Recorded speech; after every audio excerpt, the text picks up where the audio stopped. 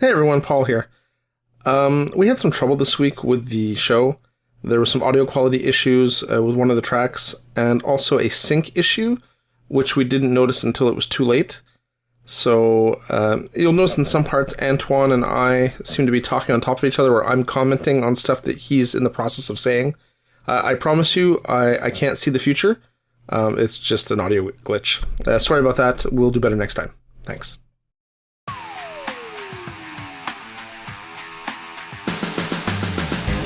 Welcome to Geeks of the North, a hobby and gaming podcast in the Dwarves. We're here to paint some miniatures and talk about the hobby, so why don't you sit back, relax, grab a paintbrush, and enjoy the show. Hey everyone, welcome to another episode of Geeks of the North. As always, I'm your host, Paul Filio. And this week, we are not alone. We have not only the sumptuous Antoine Bergeron, so delicious. Hello. We have the other white meat, Yaum la machine. Hello, this is a mistake. Well, we don't know if it's a mistake yet. We can assume. I can prove you it would be. How's everyone doing today? Doing good. Fine. Yeah. See, we had to have Yaum on the show just so people knew that even though I make fun of him every episode, assuming I remember, I don't actually hate him. No, you actually have a big man crush on me. I know. Sure. Hobby crush, if you want, prefer. Oh, I'd give you a hobby crush. I mean, you are a far superior painter, and you're a good painting role model. You give some good critique. You give some honest critique, which is nice. Mm-hmm. And I don't really hate you. So no, that's also good. But I'm an easy target, so yeah. Well, yeah, maybe. But it's fun as you say that I gave a good, honest critique, because it's not everyone who can take it. No, I think I have to say, I think both you and Antoine are very good about that. You know, you like the critique sandwich style, which I think is a very effective way to critique anything. You know, little something good. Little something not so good. Finish it up with little something good, so you end on a sweet taste in your mouth. Yeah. Hopefully, walk away, a little bit better for it. The critique sandwich is, it's not a new thing, right? So no. Time-proof method. Exactly. So, what's everyone doing tonight? What do we got on the table? Antoine, I bet you're not painting an airplane, which is going to be good. No, they're done. All the airplanes are done.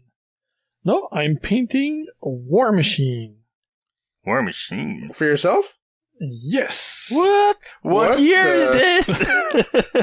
What? Time travel. We've time traveled, guys. Not really. So, I've been half painting a lot of stuff in the last 2 years to get them at least base, color blocked. Yeah, for play. Yeah. And I've done that with my Brigands Warlord. And that might have been 2 years ago. So I have a game of Company of Iron tomorrow. So it's time to finish that guy, because he's the only one that's not fully painted in my list. Oh, wow. Well, so that's what I'm working on. That's surprising, man. If for any incredible reason I'm able to finish him, I have 3 Valkyries in front of me. But I don't see that happening. Wow, so it's becoming a thing? No. It will stop after that. I have to say, I've heard the call of War Machine lately too, but I've been resisting thus far. Sorry, go ahead, Yaum. I didn't mean to cut you off. I'm painting Nariko, the Tooth of the Dragon, by AMSA. Can you elaborate? The Albertan Miniatures Painters Society of Alberta, or whatever? Yeah, mainly of Albertans. I'll never get over that. No, it's funny. It's funny. I don't know why. I guess it's for a better sound, because otherwise it would be just amps. And amps is already taken. I don't know. Like the war amps? No, the miniature guys. Oh, okay. But, yeah. It's a cool boost. This is for myself. I decided, well, first I liked it, but I like a lot of models out there, a lot of busts. So this one is I know Dallas Madil was at the helm of that project, so I wanted to encourage this group while painting for something for myself that I liked. So it's two birds with one stone. Yep. Dallas is Cowboy Hat Dallas, right? Yep, exactly. Okay. He's a really cool guy. So I know him, but I did not realize his last name was Medill, and I've heard the name, but never put the two people together. Yes. Because I met him several times at Adepticon. Super tall, super nice. Looks like he's from Calgary, so wears a cowboy hat. He's funny. He's a funny guy, but he does a lot, not only in Alberta, but when Sergio Calvo came, when he did the Canada tour, Dallas had a lot to do for that. He was a main. So he's involved in the community, is what you're trying to say. Yeah. It was the main organizer for that trip, so the main reason and everything. So he does a lot over there, but it reflects everywhere. So they do. They started doing some models to help raise funds for themselves, to help organize more hobby activities over there, and to bring more teachers. So it helps at the same time. Yeah, see, my plan is just to wait for you to go to all these things and then mooch off your knowledge for free. That's really my cunning plan on that. So far, so good. Yeah. Plan proceeding as, it's on target. I should ask you for a sponsorship. I'll wear my Geeks of the North t-shirt if you want.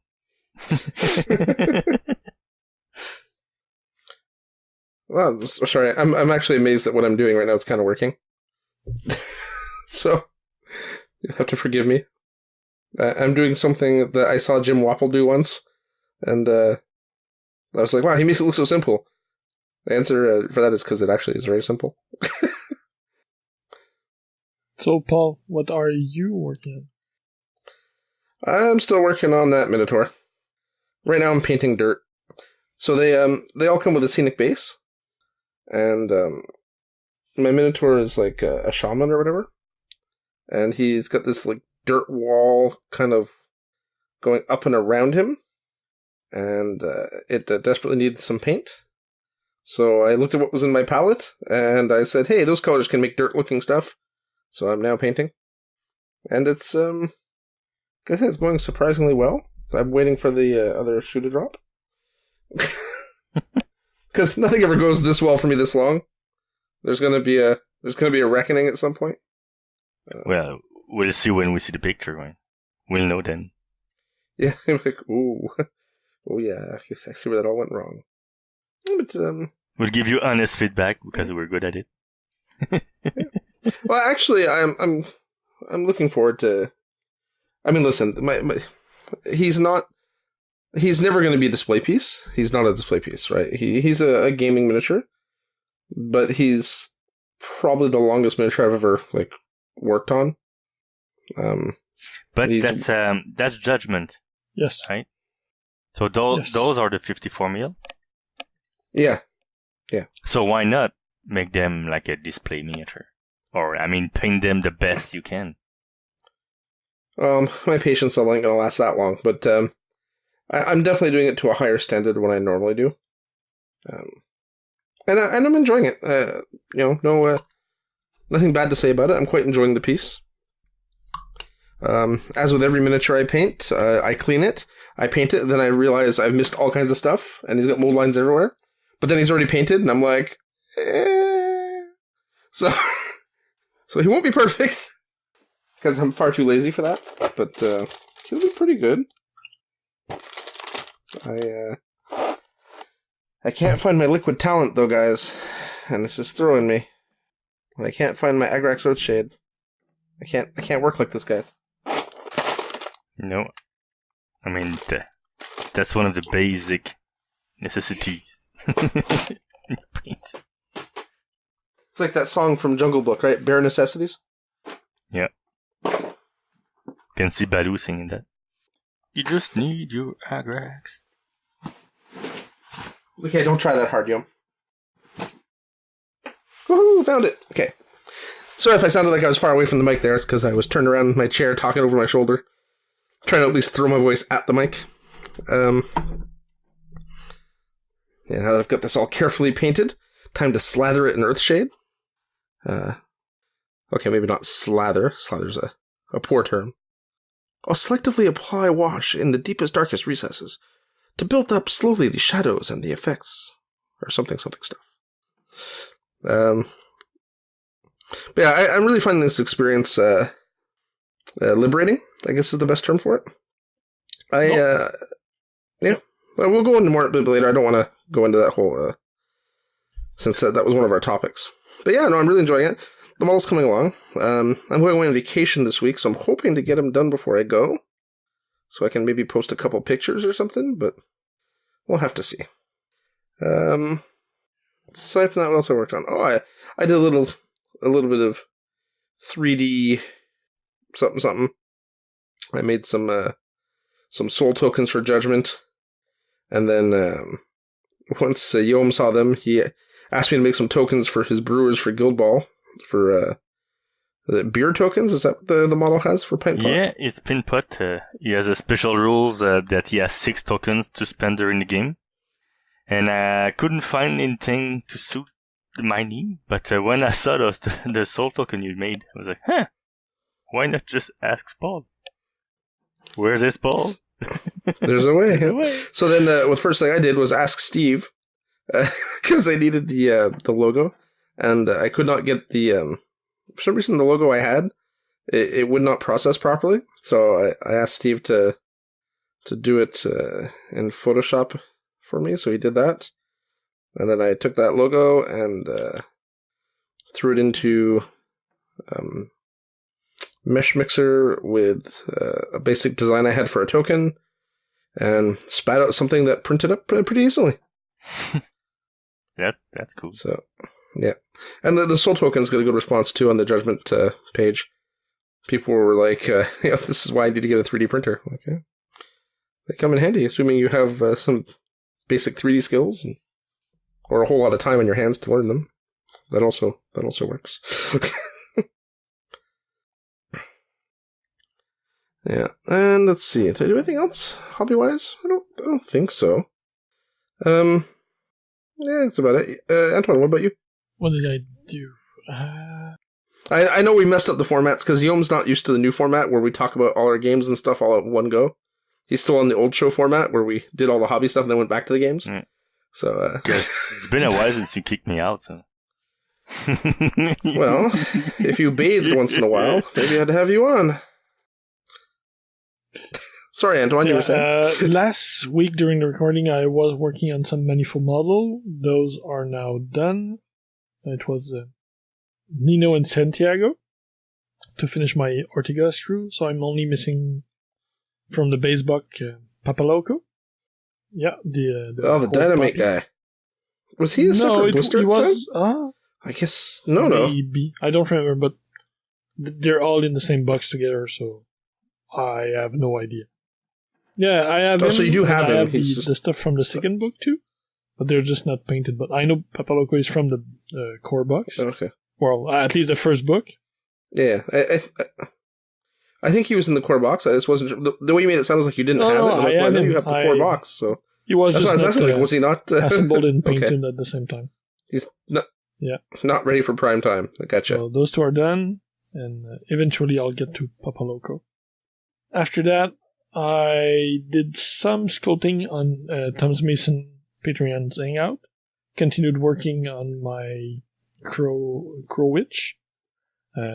If it wasn't for those Hangouts, I think I wouldn't have touched that model in 2 or 3 months. So at least there's that. I have really slowed down sculpting, but that's been compensated by a ton of painting in the last month. So at least there's that. Last night I started molding quattro of models, so I'm doing new molds for the unicorn and the platypus. But I'm also molding the puggycorn and the hippo ballerina. So I'll finally be able to start doing some cast of them. I'm almost set to do pressure casting to have a better result on my cast, less bubbles. But I had a problem with the compressor, so that will have to wait until it gets here. Sadly. And I have no other... Well, I have my airbrush compressor, but I don't want to use that. It won't survive. That's not what that's for. Too heavy duty for it. Yeah. That is what we call a bad idea. And apart from that, I have done the most boring custom base I ever did. I did that tonight for Granite, which is a Guild Ball model. For my Mason, the Mason, I used the models from the kickoff box, which is pre-assembled plastics, and they come with flat bases. They're round lip, but there's no dip in it, and they're flat. And to go fast when I did my fast paint challenge, I just painted stone tiles on that flat base. However, the other models for the team come with regular round lip bases, and those have dips in them. So my custom base is just filling out flat a round lip base. And making it flat so that... Oh, Antoine. It's like working to regress. It's like... Yeah, so it's filled out. I just need to file the edges once the putty is dried. So I glued plastic art in it, filled the seam with putty, and I just need to file that before I can paint it to look boring ass. I don't even have anything to say to that. Say, Paul? I don't even have anything to say about that. Like, it's just how the mighty have fallen, you know? That's really funny. But at the same time, they will look like they will belong to the same team, so you kind of have to do it. But I could have just sculpted stone tile in the same style, but it would visually be different if I did. So yeah, it would stand out and then not work. But I'm looking at the model too, and it's gonna be hard to paint her at the same level I painted the plastic, because the model is so much better. Yeah. Well, it's a metal, right? Versus the... so that's gonna be almost a sacrifice to butcher her like I did the other plastics. Well, you didn't... Hold on, buddy. To say you butchered them does you quite a bit of a disservice there. Yeah. I think there's still some very nice tabletop miniatures. Yes, Antoine, they're not the same as your butchers, but that was also not your plan, right? So, but one of the reasons I painted them that way, yes, you would be painting they down were crappy plastic models. Well, it's also you want to do something fast and quick, right? It is not the same. I know. Yeah, but I understand. I've been there too. I've done that where I've painted a model to a not great standard. Where it happens most often when you go back to an older army, right? You add something to it, you're like, oh damn, I gotta paint this like I painted 6 years ago. Yeah. Yeah. Or else you end up repainting that's what you your did army. With your Signar. Yeah. Took too long to paint, so now I have to repaint the old models. Well, it doesn't matter. The game is dying anyway, so. Well, maybe I won't say that, but my interest for the game is really diminishing, though. Yeah, I'm just teasing. I don't think the game is dying. I hope it's not dying. I think it's a good game. I wish I got to play more of it. And that's about it for me. So I assembled and cleaned Granite and did their base. So once I finish those small piggies, I'll be able to work on her for our small Christmas event. Oh, yeah, you're going to play them and not your butchers? Oh, sweet. I don't have to die to those butchers again. I want I'll to get to have die fun to your and Masons not this time. stress about competitiveness, so I'll go with the team I know. I don't know. No. This event is run by Steve. You're not allowed to You have said fun. the exact same thing last time. Yeah. Did I? So Oh, wow. But Steve will try to suck the fun out of the tournament. We know we will. No, I think he's playing rat catchers, right? I don't know. As a challenge to himself, yes. Yeah. Like he has Yeah. mastered Mortician and Hunter, so he's trying red catchers just for that. Yeah, I'm probably still gonna rock my union. I don't think my blacksmiths will be ready. And actually, my blacksmiths if are you better got armies. So. a full week, that doesn't help to get them ready in time. Not with the time you put on each of them. Well, I mean, I could take them on the boat, on a cruise, on my balcony, painting miniatures. You should bring navigators for that. No, I know. I don't have that's navigators. That's what I would like to play, but I ordered them through our store, and I don't see them getting here in time. Yeah. To be honest, I don't think that's the store's fault. The regular delays from Steamforge. Like, the boat should be here this week, then they need probably a week to get to the distributor, another week or two to get to Canada, then get to the store. So it's going to be past the event for sure. I know one of our local will have them. I wonder if he's going to pay them because he ordered them direct instead. Yeah. I'm wondering if that local realizes he got a good deal. But it shipped UPS, eh? Customs came a calling. Yeah. Yeah. So I would have liked to play those. I hope he makes would out have okay. even less experience with them, so that would have been even better for the tournament. But Masons will do. I had fun in my first two games with them. I think people will like you better with the Masons anyway. The Navigator reroll mechanic, I don't think is broken, but I think it infuriates a lot of people. My Butcher is pretty infuriating. That's kind of the impression, if not more. So, well, your Butchers are a pain in my ass, but I play you anyway because I love you. Everybody, because you're a good guy. I find them annoying, so it's not just you. No, I don't find them annoying. They're tough. You're really, really good with them. I've played the same base 6 models for 4 years. I'm starting to know them, and the 6 models I play all got better. Like, the full team didn't get all better. Some stuff got worse, but the core model but your core models got better, the absolutely. Best one, so they got the more buff. So, I was making them work before. It's better now. It doesn't show that they were weak. Not with you at the end. That's it. That's all I worked on. Oh, no, that's not true. I spoke about pressure casting.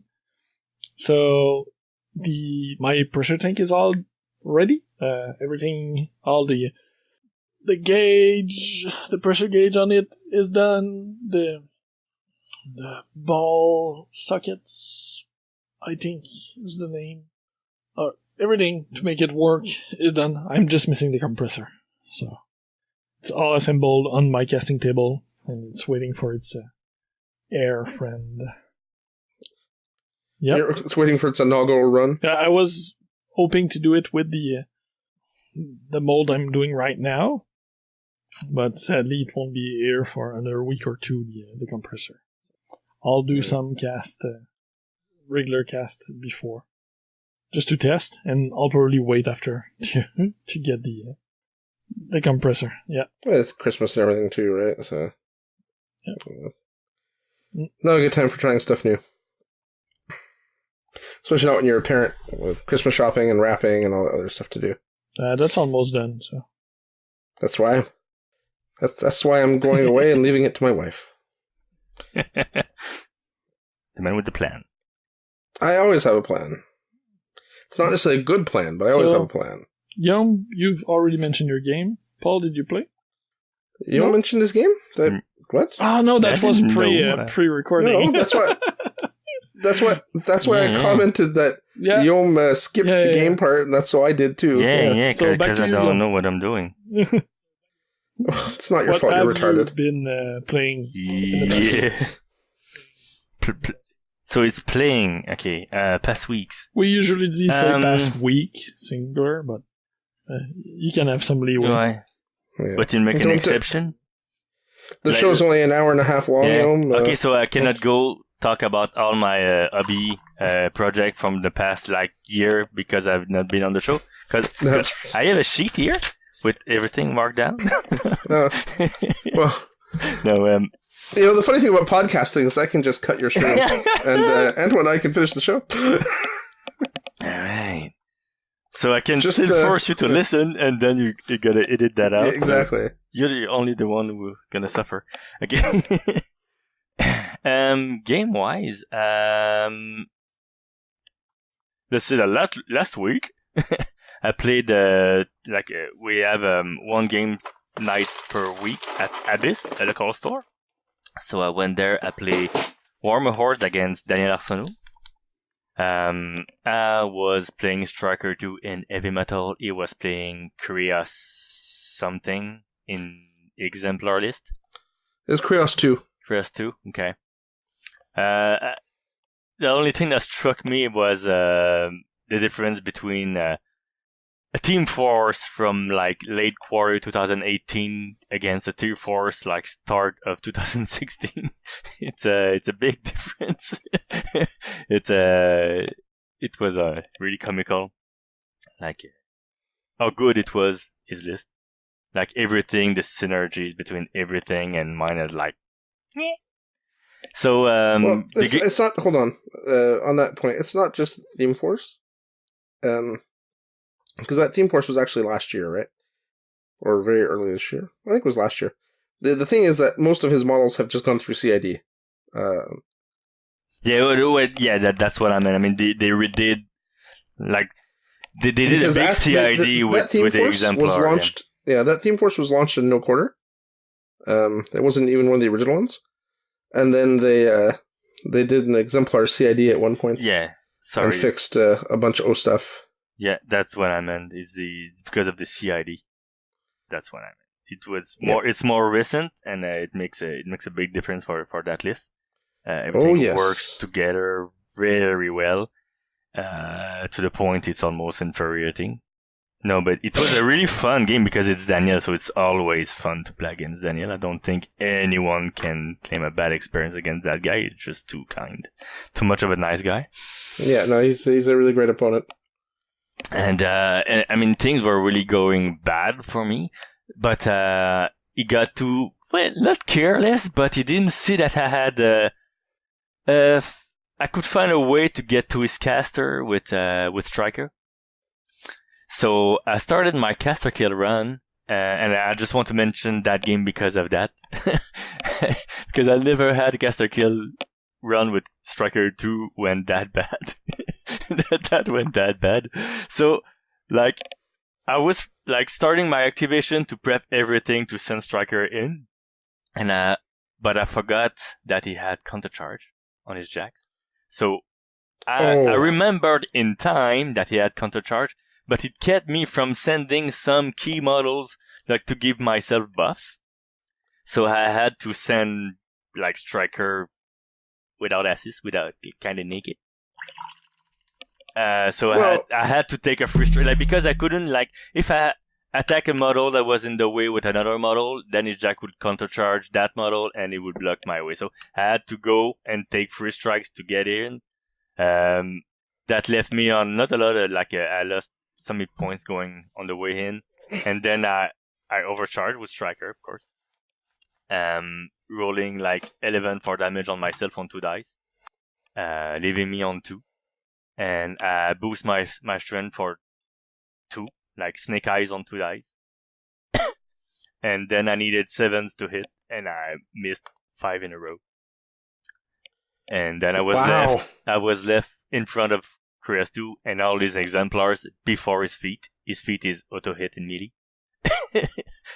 With 2 hit points. Yep. So the old I forgot I couldn't take out all the models It's not the perfect road to get there. Oh, I cannot send models to help me. Oh, I cannot roll a 7. Oh, I only rolled 2 for strength. Oh. It was just a succession of oh. So yeah, that's how it went. And I also gave a Guild Ball demo of Season 4 to an old player of Guild Ball. Well, he stopped playing, I think, when Mark 3 came out for Warhammer Horde. Like most people. Like everyone else? Yeah, let's say like a lot of people. Because he's a really competitive player in Warhammer Hordes. And was pretty good also at Guild Ball, but he stopped playing altogether to focus on one game. And we've been giving such a positive vibe about the Season 4 that he wanted to try it. So he had his old Alchemist team, and yeah. Oh, that's a good team to have, too. Yeah, now it's a good team. But I mean, we went really slow to recap all the abilities and what he could do and what I could do, and so it's more like really more like a demo or an intro game. Welcome back to the game. Yes, it's because he knew the game. He didn't find it much change about the core mechanic. No, but his team changed a lot. So that's a fair assessment. The core mechanics didn't change that much. So that was fun. And after that, on Friday at the bunker at Steve's place, I played against Steve, and like we said, Steve has reached the status of apex predator with morticians and hunters. So he's trying to master. Well, he's on this personal quest to master the red catchers. So he played red catchers against my brewers, knowing that it was a bad matchup if I started with Esters, which I did. But he wanted to try it. And that was, I think, my first win against Steve in like 4 years. Something. Oh, but what a win. Yeah, I couldn't believe, like, at some point I showed you the scoreboard because I couldn't believe the scoreboard because I was leading 11-2 or something. I was leading 10-1. I was like, that's crazy. And I can take half models next turn. It's like there's almost nothing you can do. But it was like, that's impossible. When was the last time that happened? Never.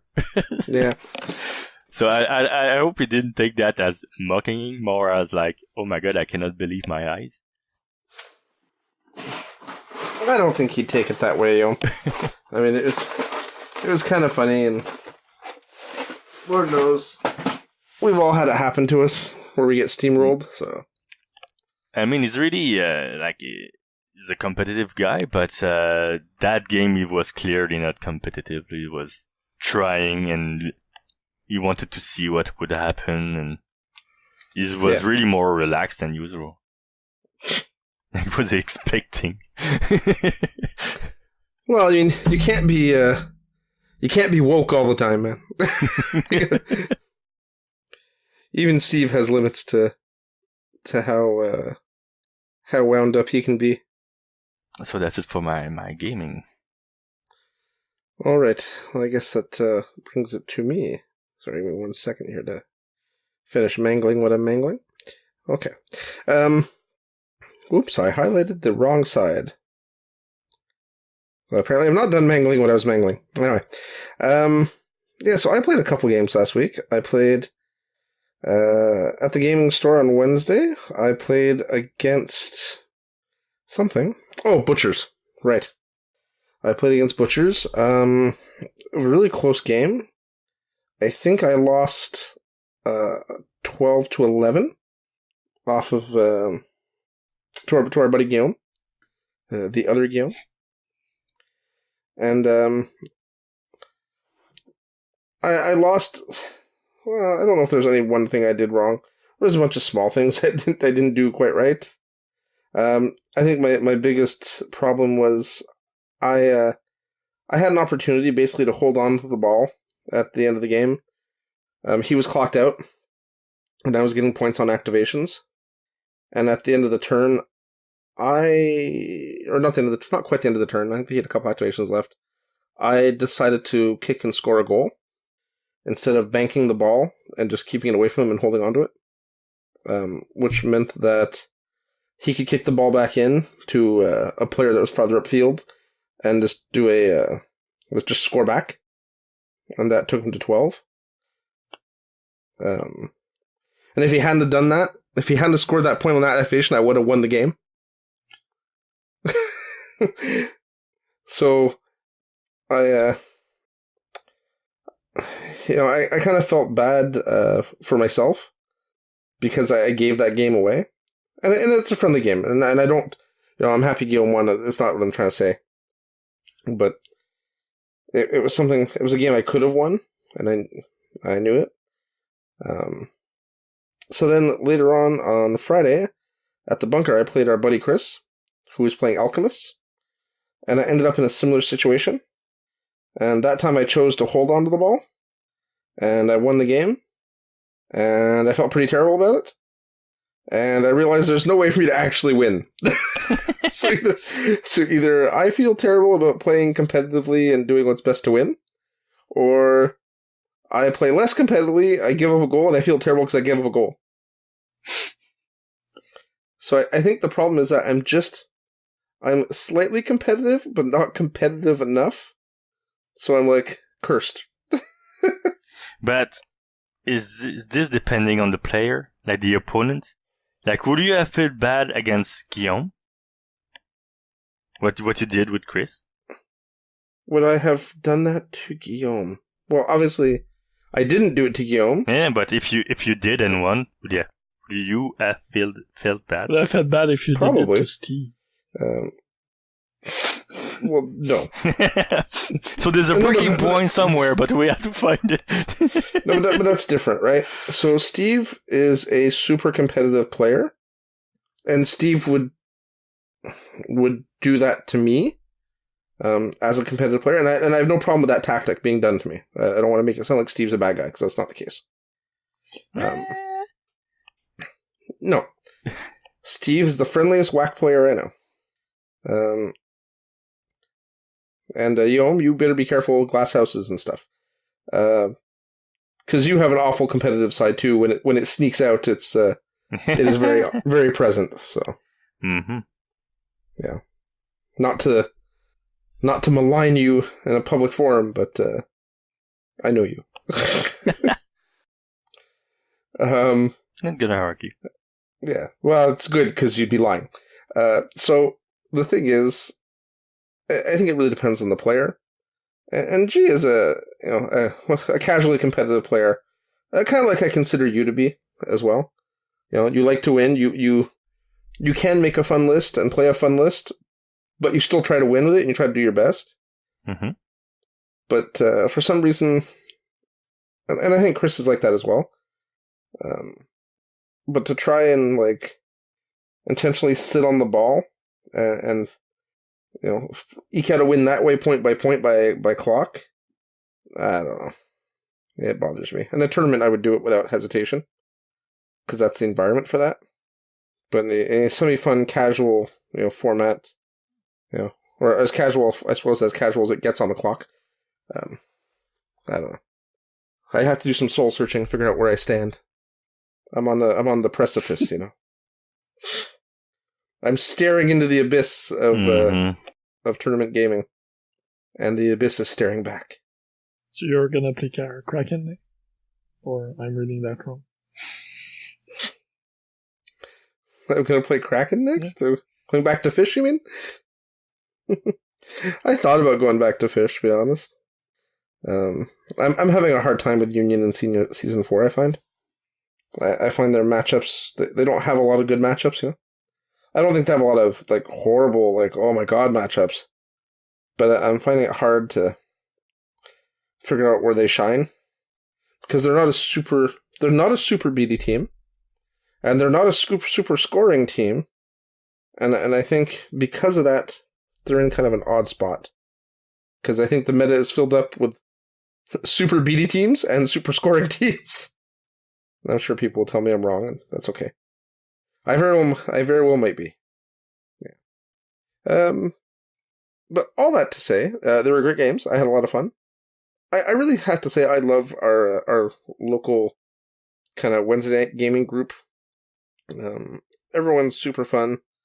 There's no one I actively try to avoid playing against, which is more than I can say for a lot of gaming groups I've been in over the years. I don't know how you guys feel, but I agree. I think we're pretty blessed. It can only be better if Antoine had more time to show up. Last time I went on a Wednesday. So. Yeah.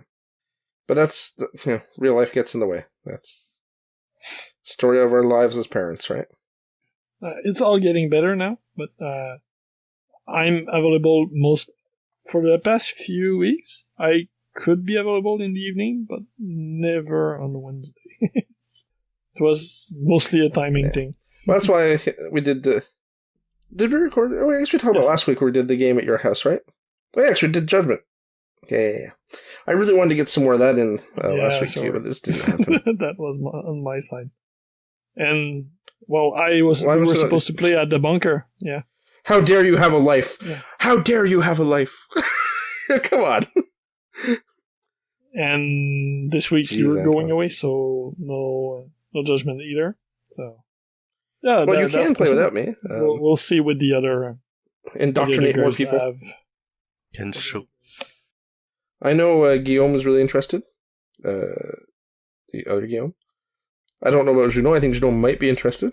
How are you? Are you interested? Yeah. I mean, show me the game, Tonio. No problem.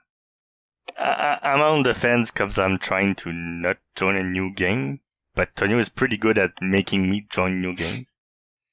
Well, if experience prove anything.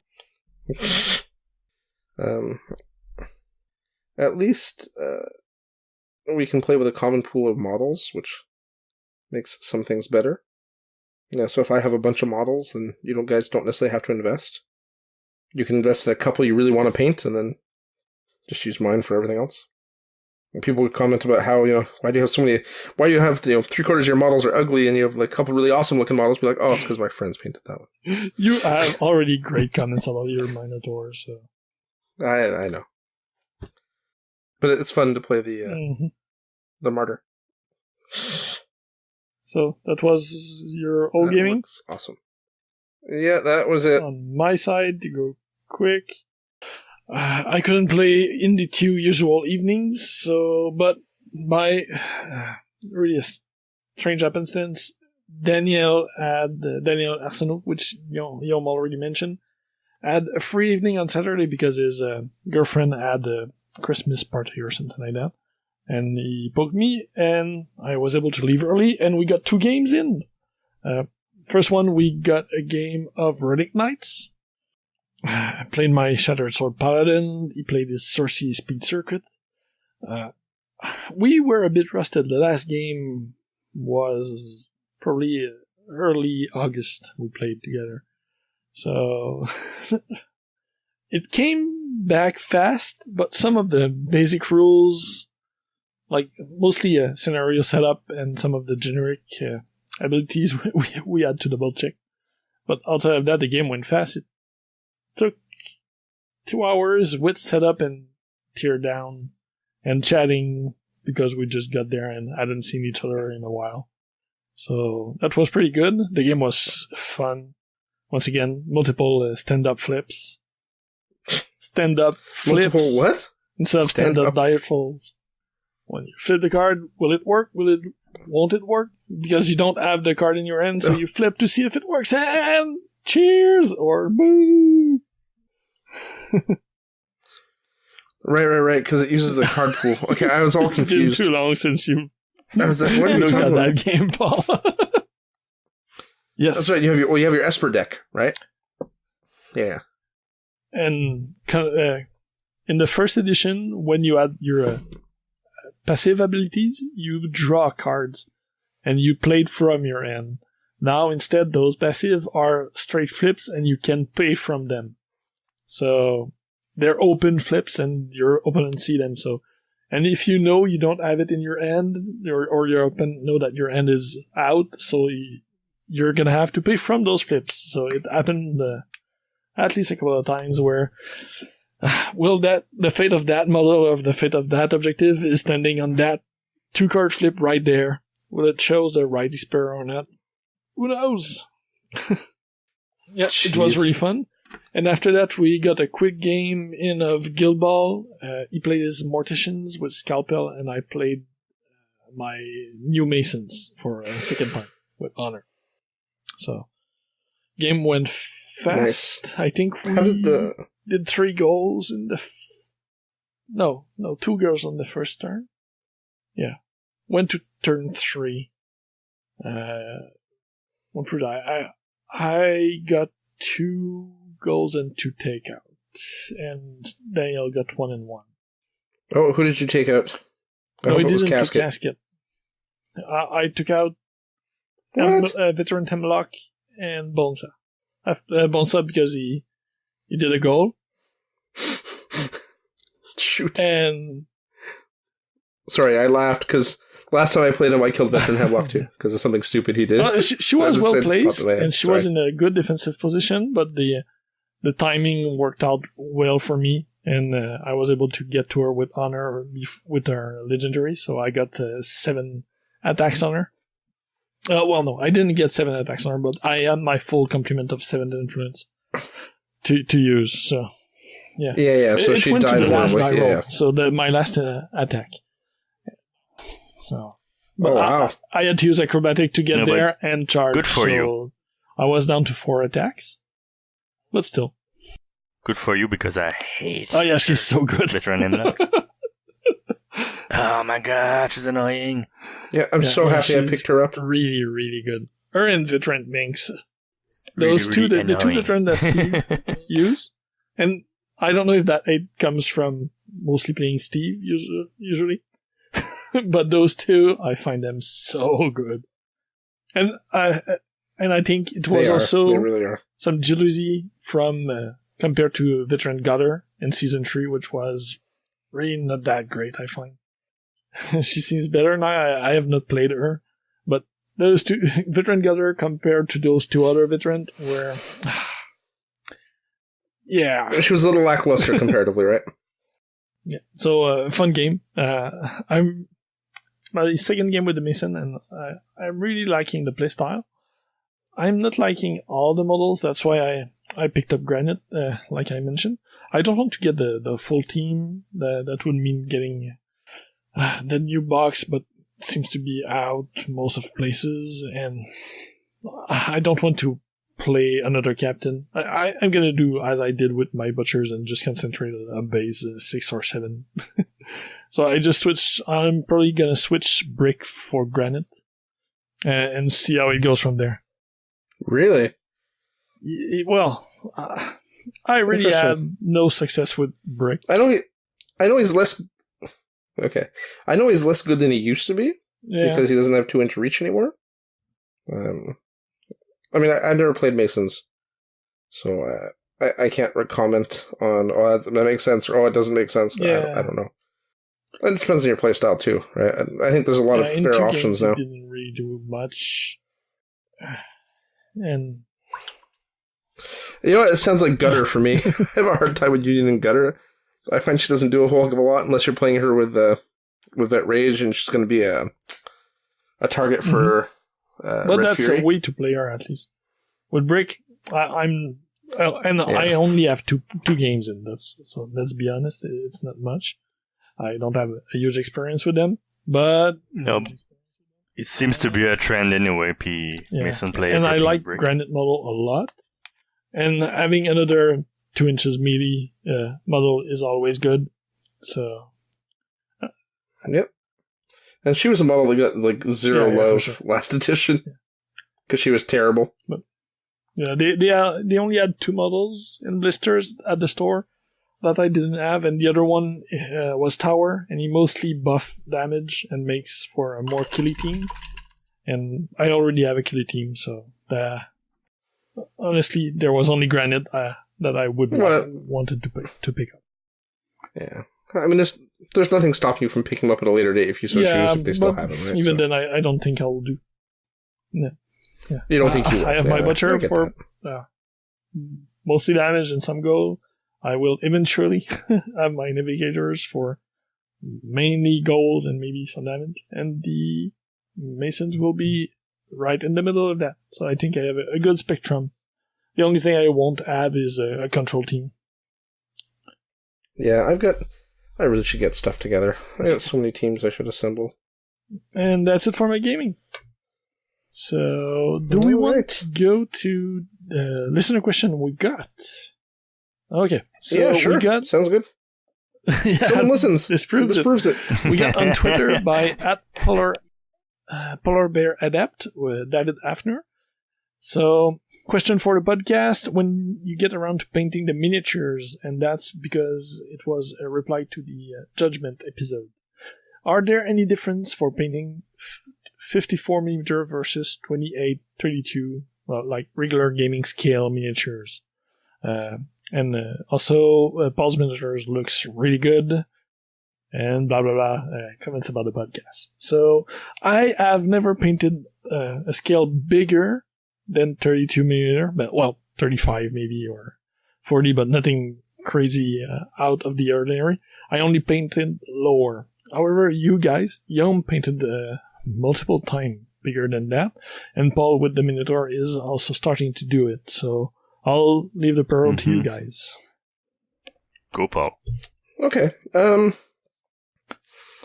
Well, I think a couple things I've noticed. One, I think this larger scale makes for a more forgiving model, because everything is bigger, surfaces are bigger, textures are bigger. I think if you've got a little weaker brush control, you can still do a good job. Okay. Mm-hmm. I also think that because the model's bigger, natural light affects it more. It generates more of its own shadows. So you don't necessarily have to push the contrast as much to get a good effect. You'll get a better effect if you build better contrast, and you'll get a better effect if you have better brush control. But I think when you get to larger scale stuff, there's less immediate benefit. If you're pushing contrast a lot, yes, it'll pop more. But if you're not great with contrast and stuff, I think you'll still end up with a good looking model just because the natural light will generate some contrast for you. On the other hand, bigger surfaces means more blending, and so it certainly forces you to improve those techniques that you use at the smaller scale as well. Yeah, because you will have to do textures, you will have to do more like faces. Yeah. So it gives you more freedom, but it kind of forces you to do it also. Yeah.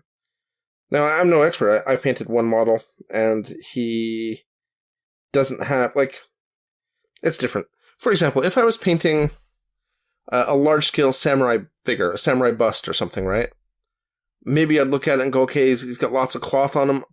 I should paint some sort of texture onto that cloth. I should do some sort of pattern on it to break it up, because it's just a large, big surface on a large model.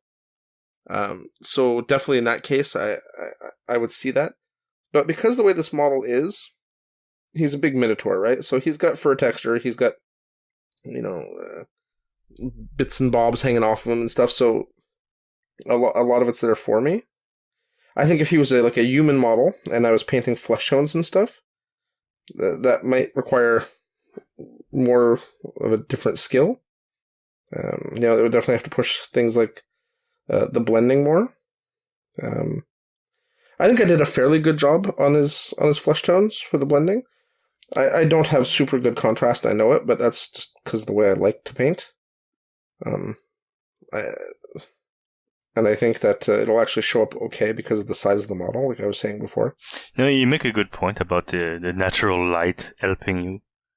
Yeah, no, that's true. Well, because that's one of the things about smaller models, right? The reason we have to paint such crazy high contrast and line and do all these things to make areas of the model contrast with each other is because natural light, the natural shadows are so small, you don't really pick up on them with the naked eye, right? Yep.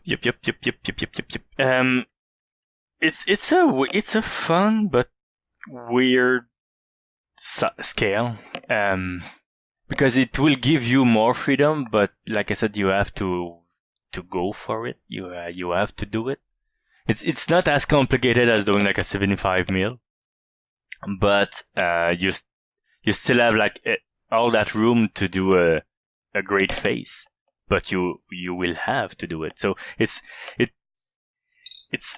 like a in between two worlds. It's a weird scale because you don't have to bother with that when you bother with that with 32 mil, but at the same time it's gonna take you like a quarter or a third of the time as if you were doing the same thing with the 75 mil. Like if you want to really push the level, it's still gonna get it done quick. Like it's not gonna take you long to achieve a fun result. So if you have a small selection of models like that, I think you should go for the best that you can, because they are great models to try out. You can push them, but at the same time, it's not like a bust or a 75 mil that you have to really master your techniques so that it's gonna show well. It's gonna look good, yeah. I mean, these are play models, right? So, no excuse. I still think you should go for the best that you can on them, because that's a good occasion. It's a good opportunity because it offers you that possibility. Yeah, no, I agree, and I'm trying to. I'm doing far more than I would normally do on any other miniature, which isn't saying much, really. I've often said I'm a decent painter, but I'm an army painter. So this I'm trying to dig a bit deeper. You know, channel my inner Yaum. Good. Let it flow. Whoa there, Darth Yaum. But I'm quite in. That didn't come out the same color. I have one of those times where you use the same colors and next to each other, and for some reason they don't come out the same. That's what I'm having right now. I'm really enjoying the experience. It is a little frustrating to me that it's taking so long because I'm not used to it. I can only imagine that it'll get better as I continue to work through the line. This will not be my only judgment model. I will have... that's not the same thing. Okay. I'm sorry. I will have most of Wave 1 coming to me, and then some of Wave 2. So I'm pretty excited. And I'm also painting in like the worst lighting possible, so that's not helping my painting either. I won't lie. But I don't think you have to see them as just as gaming models. No. It's like an in-between between a display piece and a gaming model. So since you have so few of them, I mean, let's be realistic. Nobody's gonna have like tons of them. Like nobody's gonna show up with 30. But since you have so few of them, I mean, yeah, it could be like an intro to display painting if you want. Yeah, and they are lovely sculpts. They have some great details. I'm quite happy with them. Though there is something missing here, and I can't quite put my finger on it. Yeah, I think I think this will be a great learning experience for me. I already see things like my blending is getting progressively better as I work on the model, because I don't have a choice. Yes. Well, it's true, right? Like, yes. There's no other choice. This guy has muscles that are bigger than Space Marine torsos, so I can't just paint it all one color. Well, I mean, I could, and to be honest, I've seen a lot of models painted that way for Judgment, and they're fine. They don't look bad. But I think if I want to make it look nicer, I got to push a little bit more, and I got to build up that contrast. And it's like, well, that's what I was saying. Yeah. Yeah. And if you do it for one part of the model, well, you kind of have to do it for all the model. You can't just, So yeah, it's a double-edged sword. It's making me overachieve by my standard. But I've been quite happy with it so far. I think that's a great thing. And like you said when you said that you can use like ambient light to your advantage, recently I painted my first historical model on a 54mm. It's a Union soldier. I don't know if you remember the class with Meg Maples we had. Yeah, of course, I organized it. She hard to forget. At the end, she was showing her models, and she had a Viking, a 54mm Viking. I don't know if you remember that. Yeah, the Man Interrupted.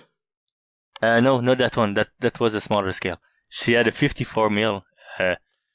It's like a Viking lord, or I don't know. It was just like a guy standing, and because she was giving us the class on like a part of the class was the 7 steps eyes. Remember that?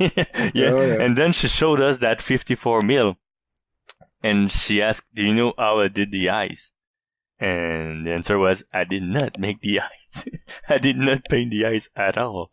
She just painted like the eyelids, right? And because like they squinting, like this guy I painted a Union soldier. Same thing is like going for this Clint Eastwood look, like squinting really hard." So I didn't paint the eyes at all. So even if it's a larger scale, like I paint eyes on 32mm, but on this guy I didn't paint the eyes. But it doesn't show. It doesn't affect, like the expression works. Yeah, and again, that's just because the ambient lighting and the effect it gives, the shadow it casts. Yeah, so it's a good occasion to try things and to push yourself and to try to master some techniques or get better in some techniques. But at the same time, it's kind of forgiving also because it's still smaller than the display piece. No, that is true enough. And I'm curious to see. So I'm working on this guy now, obviously, but I'm starting to plan ahead, like what model I want to paint next in the line. And oops, that's the wrong paint. I foresee some real challenges in that line when I look at it. Like, I'm going to have to push myself on some models quite a bit out of my comfort zone.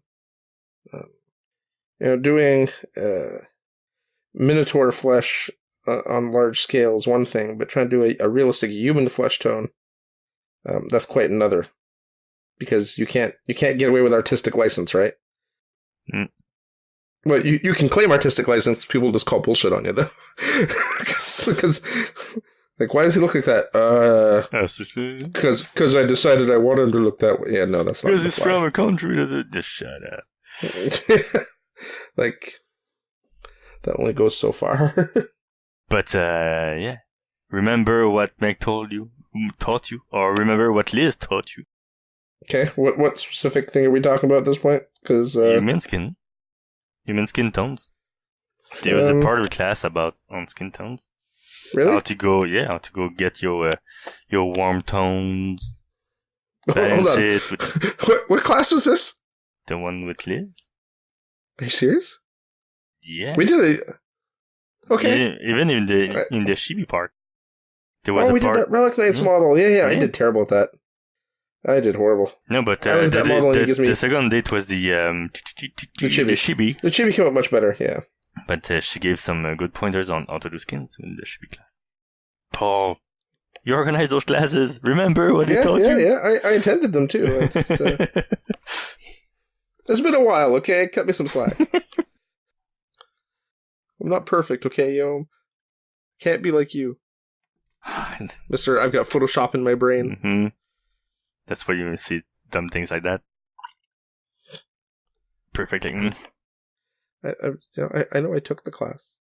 Does that count for something? I know I was there. All right, Antoine, what are your thoughts? I mean, I know you haven't painted anything, but you may still have some thoughts on the topic. You must still have some thoughts on the topic. In fact, you ask us for how we feel. It's different painting them. Like I have no experience in it. I look forward to trying a bigger scale. I'll get at least one of those judgment models, maybe two. I might get one wave 1 and one wave 2 when that second wave gets available. And you want the orcs, don't you?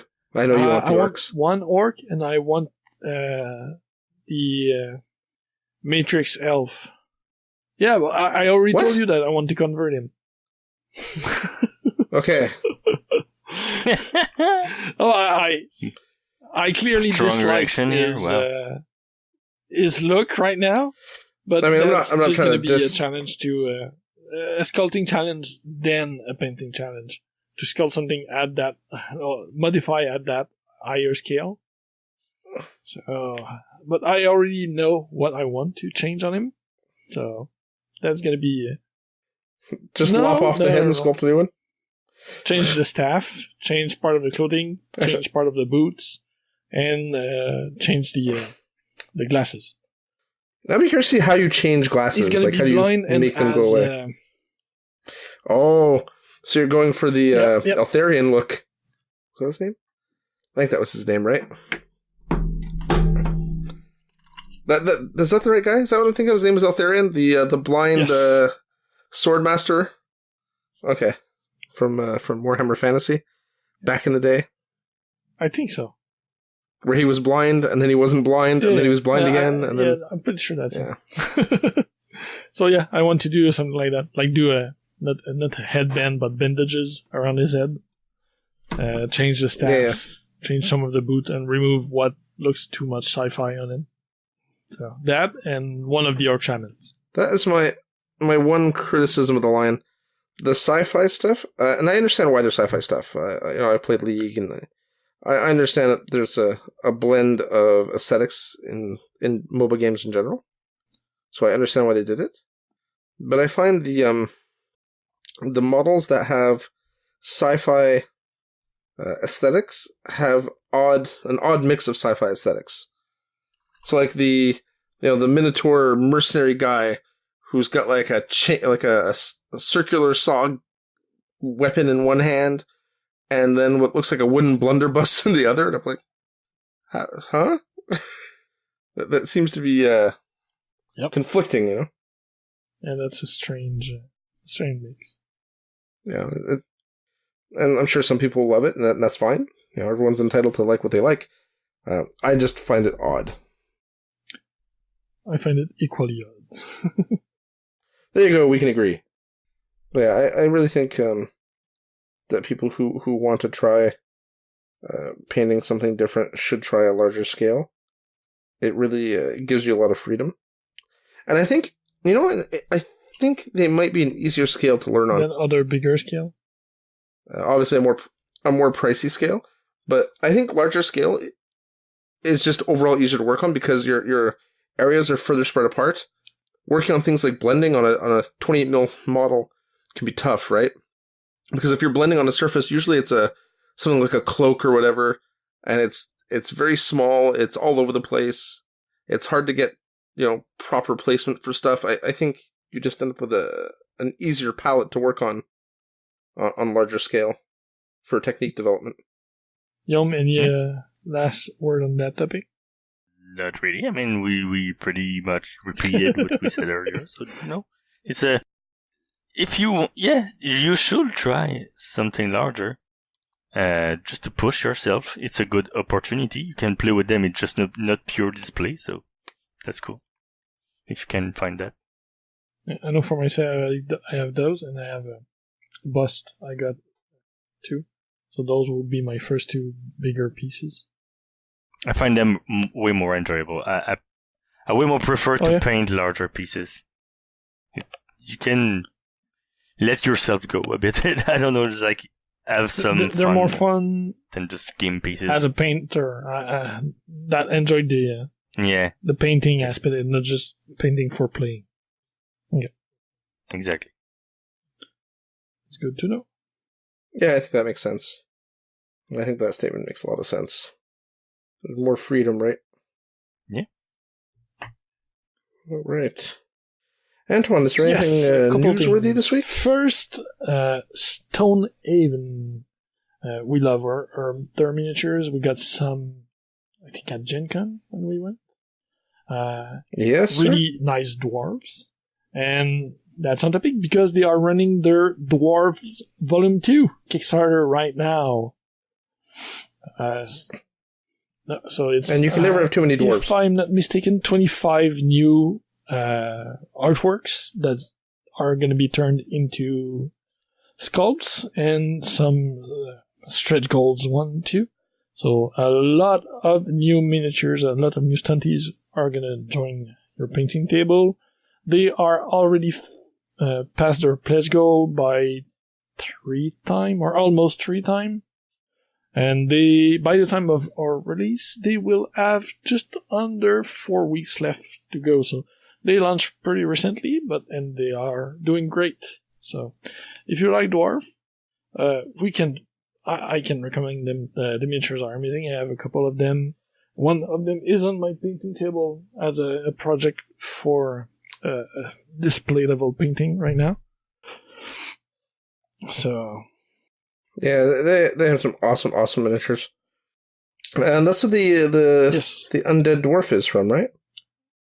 We quite like that line. Yeah, I bought they had some nice halflings and stuff too, not just dwarves. Yeah. I think they have a whole range of orcs as well. Orcs. I think they ran the gnome recently. Yeah. I think that was last year or early this year, one of the two. They have amazing miniatures, so I can just recommend you to take a look at them. The Kickstarter page only has artwork, but if you go on their Facebook or their website, you can see the style of their sculpt, and you will be able to visualize from the artwork what they could look like. So that was the first thing. The second thing is Rivet War. So that Cool Mini or Not ran a Kickstarter for that game years ago now, but it has since then pretty much died out. The game is still active, and the owner of the IP, Super Robot Punch, who is the graphic designer that created those models and started working on them, he did 3D printing of them, started selling them as garage kits before being approached by Cool Mini to do the game with him. He had a bunch of other models ready, artwork for a full third faction, and I think a fourth one too. But that never got released by Cool Mini because they stopped working on the game before that. So he just released an update, and he put, I think, a bit more than a handful of model up on Shapeways. So you can order them from Shapeways, and you'll be able to get the new units. And I don't know how you can get the rules for them, but they will come eventually. So you'll be able to have new rules and new models for the Ruskins, I think the Ruska faction and the Ottomans. So new models for the game for people who still like it, or even if you just like the look. They are fun to paint. I painted one of those. Well, not one. I painted a diorama of those, and it was really cool to paint. Oh, right. Yeah. I'd forgotten about that. I brought it at the painting competition at Gen Con when we went.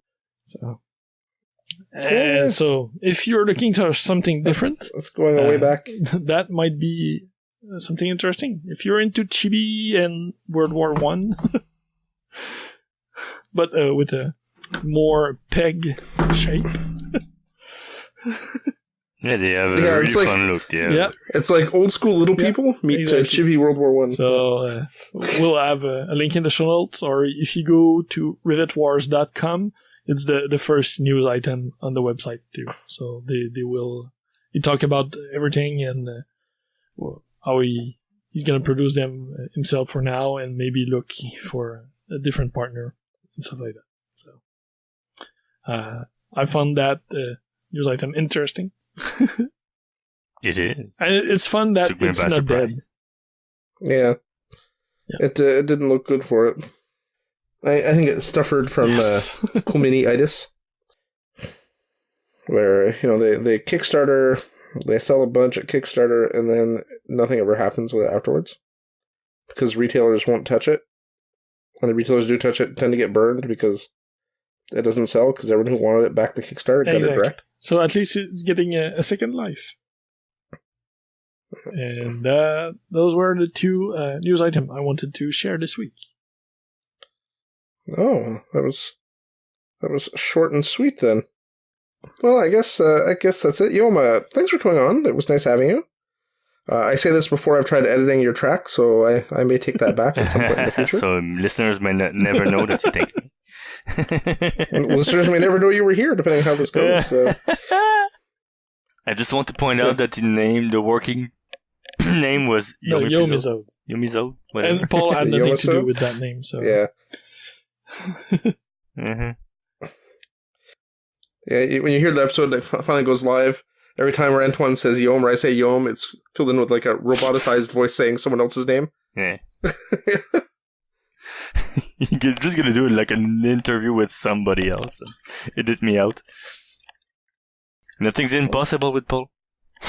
That's an awful lot of work just to spite you.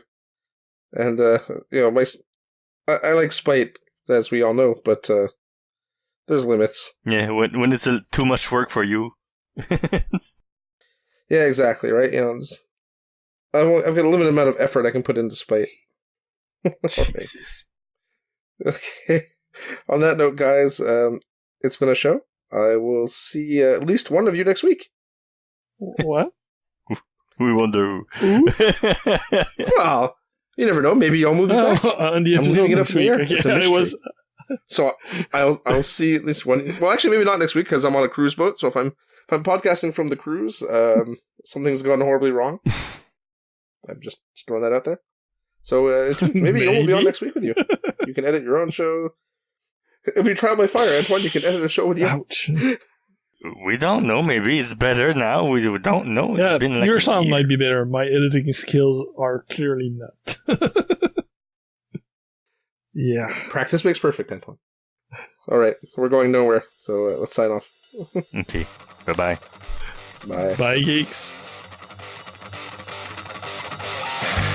Thanks for listening to Geeks of the North.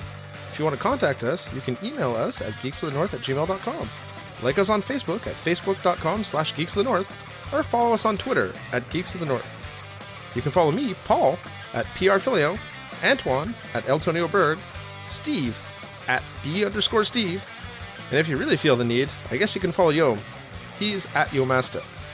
Breaks and outro music by Ladrave. You can listen to them at ladrave.bandcamp.com. See you next time, geeks.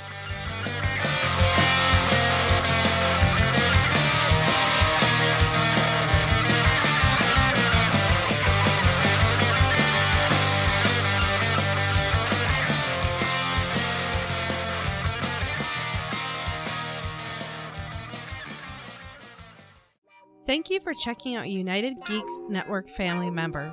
If you enjoyed it and are looking for other online media with a geek culture slant, head over to UnitedGeeksNetwork.com, where you will find Who, What, Why, a game design podcast. A podcast that talks about the ins and outs of game design with game designers. The United Geeks Network. You can broadcast your geekiness at UnitedGeeksNetwork.com. Work.com. Work.com. Work.com. Work.com. Work.com.